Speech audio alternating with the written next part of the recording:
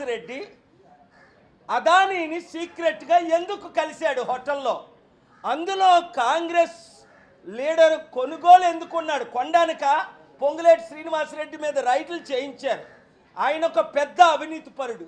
అవసరం వచ్చినప్పుడల్లా పార్టీలు మారుతుంటాడు, అందరికీ టోపీలు పెడుతుంటాడు.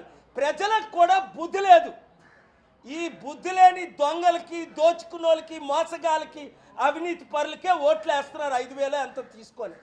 ప్రజలకు బుద్ధి రావాలి, గవర్నమెంట్కి బుద్ధి రావాలి అంటే లీడర్స్, ముఖ్యంగా educated leaders, youth leaders, political leaders రాబోయే సర్పంచ్, ఎంపీటీసీ, జెడ్పీటీసీ ఎలక్షన్లో, గత ఎలక్షన్లో వారికి ఎలాగ బుద్ధి చెప్పారో ఈ ఎలక్షన్లో కాంగ్రెస్ పార్టీకి బుద్ధి చెప్తే మన తెలుగు రాష్ట్రాలు బాగుపడతాయి, మన దేశం బాగుపడుతుంది.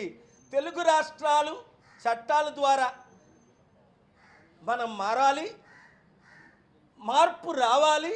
ఆ మార్పు రావాలంటే మనందరం కలిసి పనిచేయాలి. Thank you very much.